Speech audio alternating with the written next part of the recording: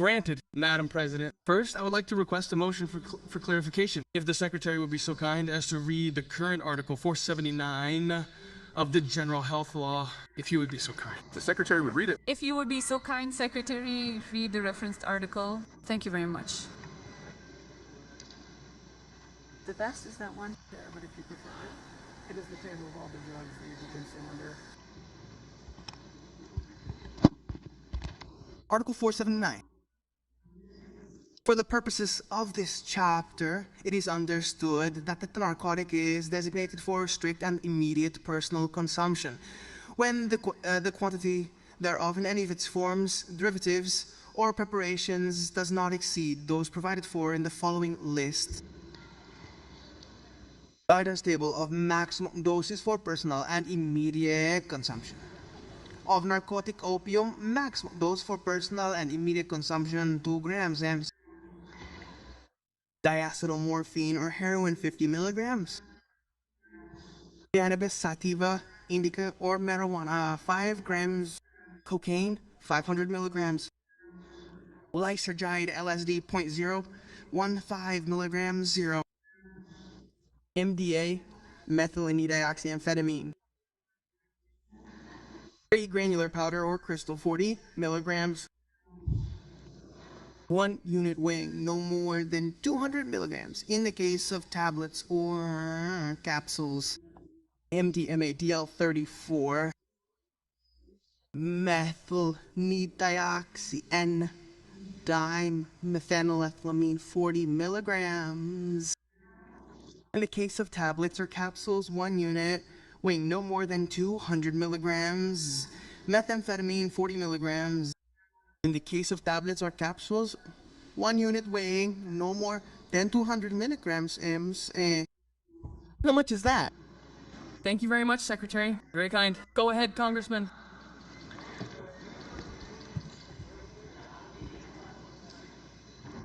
Thank you, Madam President. Well, as has been made clear, the General Health Law recognizes the right of Mexicans to provide and consume these daily doses of drugs such as marijuana, cocaine, ED, methamphetamine, to name just a few. I will read the amparo in Review 237-14. Heard by the First Chamber of the Court on November 4, 2015. Open quotes. Once the benefits and costs of the measure have been analyzed in this First Chamber considers that the system of administrative prohibitions made up of the articles of the General Health Law challenged by the complainants cause a very impact on the right to free development of personality in comparison with the minimum level of protection for health and public order achieved by said measure. Despite the fact that this Supreme Court recognizes that the legislator may limit the exercise of activities that imply impacts on the rights protected by our Constitution. In the case of the restriction on free development of personality entailed by the challenge measure, this First Chamber does not find that such impacts were of such gravity that they warrant an absolute prohibition on their consumption. The report is by Rasputin of the Saltivar Court, and this innovative concept of free development of personality claims that Mexican adults have the right to consume drugs that harm their bodies as long as they do not affect the rights of third parties, such as alcohol or nicotine in this case. And the argument of this appeal under review, which is the one that makes recreational consumption of marijuana legal in this country, maintains that Mexicans have the right to choose how they develop their recreation and free leisure as long as it is not with criminal acts. Regarding the specific proposal, several clarifications. First, for the coal and indie cartels, we are never in favor of, nor have we been in favor of, prohibiting vapors.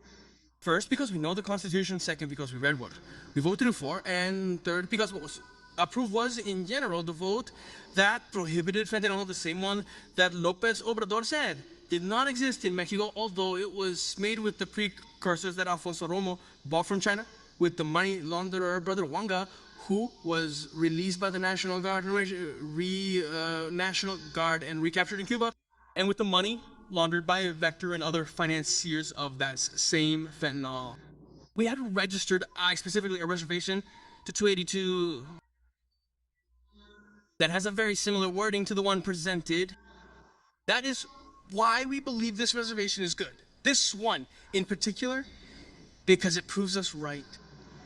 All of you who lied a few hours ago saying that the consumption of vapes or the contribution of vapes were not criminalized, all of you like synchronized swimming, are going to vote for the reservation proposed by Congressman Monreal because he had to acknowledge that the consumption and contribution of vapes were criminal. And we will support you in that. We will not support you in the rest of the ruling that generates a black market of 26,000 million pesos to acquire what you prohibited, violating the theses of the Supreme Court that your Rasputin Saldivar proposed. And in that chamber, Saldivar, Minister Gutierrez, Ortiz Mena, and the current Congressman, Olga Sanchez Cordero, voted in favor. Those three justices of the court created this criterion that you violated with the constitutional prohibition of vapors, and that we have fought against since then. Allow me, Speaker, if you are so kind. Congressman Hector Ramirez Barba, for what purpose, Congressman? Madam Speaker, to see if the Speaker could accept a question through you. Congressman? Yes, since there is no agreement in any sense for this debate, and you have the characteristic of haggling over it and hiding in the eyelids, with pleasure, Congressman. Go ahead with the question, Congressman. In this chamber, several laws have been approved that are then stopped in the Senate because the momentum that is given is from here and then disabled there. It might seem to you that assuming that the reservation is approved in the terms that are presented by Congressman Monreal, it could then mean that it is also an even greater endorsement of organized crime for two reasons. And the first is because they will allow you, I don't know how many you are referring to for your own consumption. In the case of marijuana, we know that it is 5 grams. In the case of cocaine, but how many vapes are there? Some have 1, some 500 uses. The question is, where are they going to buy them if everything is prohibited? And in the end, when organized crime tells you that the average prison sentence, if they are caught with impunity, is 4.5 years, that is, they will be released. And on the other hand, the maximum fine they can get is 100,000 pesos. Well, what good will that do when it has been perfectly demonstrated today that a product that has been prohibited since 2008 is currently on the market? Don't you think they are pretending again, saying that they are going to fight against this? When today, for example, they are also going to push those who, even if they are children, as Montreal says, are you assuming, without knowing that the Health and Nutrition Survey does not say that, they are not going to push them back to combustion cigarettes, which are much more harmful? And finally, what do you think about the fact that there is no public policy to help people who want to quit their addictions? That concludes my comment. Thank you, Congressman. Hey, Döring, if you would be so kind, could you let us know when you finish your response? Thank you very much. Thank you, Madam President. Let's see. I will respond by going back to some of what I had said, because I find Congressman Hector Ramírez's intervention very timely. It seems to me to be downright hypocritical that someone would come here and say that health is a right and a privilege in a country where the pharmacies of discomfort are empty. It seems hypocritical to me that the president and governor hold an event in the state of Mexico announcing the first pharmacy for the disease, and then there is a report the following Monday and that health center does not have a single medicine, not even the health center where they announced the program. A government that takes 7 years to put out a tender for medicines and vaccines shows that they have not managed to reconcile the economic interests of Amilcar, the friend of you-know-who, and the influence peddling for that acquisition with what they call a right of Mexicans. If they were truly committed to health and to making health a right, we would live in a country with medicines, vaccines, surgeries, and doctors who do not complain in Oaxaca because they do not even have the material to perform surgeries. doctors who have their legal department report filed against them and work under protest because they are forced to work under the threat of Martí Batres firing them if they do not provide services, but they can't perform surgery on anyone. In that context, coming to say that they are concerned about health is pure hypocrisy because they are throwing that childhood into the black market of organized crime. And those Mexicans who secretly sell vapors will be charged protection money by those who fill the ballot boxes with representatives and those who mobilize them in the campaigns of all these welfare mafiosi in El ERT. And in the hands of that electoral consortium, they are going to put another 26,000 million pesos so that they can charge and extort money from them that today they still do not extort and charge them. And so that you can see through which police. Why? I agreed with Alvarez Mines many years ago here because when the amnesty for addicts in prisons was implemented, 95% of addicts with the sentences for crimes against health are addicts. They are not more Morena militants. And in that sense, when the court had not previously ruled on this, the courts would stop someone because they were carrying more than their personal consumption. And it was in the matter of extortion. And when they did not deal with the Morena gatekeepers, they ended up in jail with sentences for alleged crimes against health. In that sense, it will be recorded because people are not going to stop using vapors because they are an alternative to quitting nicotine from cigarettes. The government is not going to address the use of vapors or the use of nicotine. They were taking note. Oh, how good. Yes. So I continue.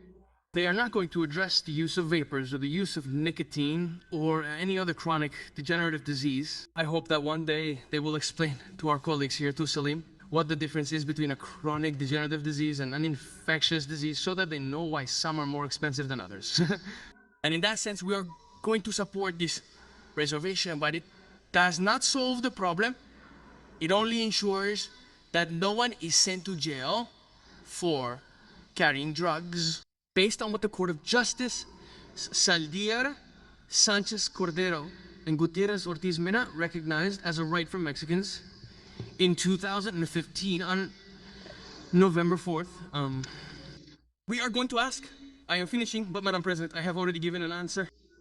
Since there is agreement on the reservation, and I myself presented an almost identical reaction, which I understand that Congressman Alejandro of the PRI did as well, and since no one was politically generous enough to invite us to sign the reservation, the correct thing to assume, if there is agreement, would have been that it would have been a reservation agreed upon by all the parliamentary groups that could have signed it, but no, only the majority signed it as if it were a matter of copyright.